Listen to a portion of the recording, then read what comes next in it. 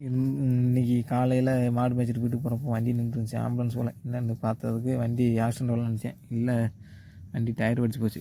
வண்டி நடமாடு மருத்துவமனை, மருந்து ஆஸ்பத்திரிக்கு மருந்து சப்ளை பண்ணுற வண்டி.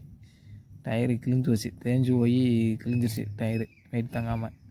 டயர் சொல்லி 3 மாதம் ஆச்சு தம்பி, இன்னும் டயர் எங்களுக்கு கொடுக்கல அப்படின்னாரு. ஸ்டெப்னி கூட வேறு வண்டியிலேருந்து எடுத்து வந்துருக்குறேன், அந்த டயர் தேஞ்சு போய் கிடக்கு.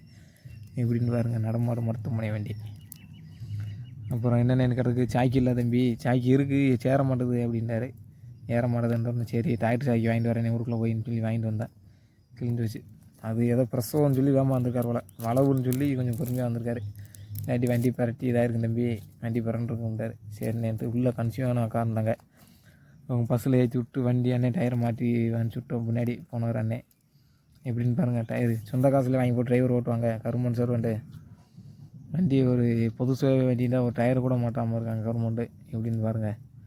வீடியோ எடுத்து போட்டு விட்றா தம்பி, என் வேலை இதாகி போகும் அப்படின்னு. நம்பர் பிளேட்டில் அமர்த்தின வீடியோ போடுவோம்னே அப்படின்னு சொல்லி வீடியோ எடுத்தான். அப்போ மாட்டி விட்டோம், போயிட்டு வரேன்றாரு. சரிண்ணே போயிட்டு வாங்க அப்படின்றாச்சு. எப்படின்னு பாருங்கள். இன்றைக்கி 30/10/25 இன்றைக்கி தேதி.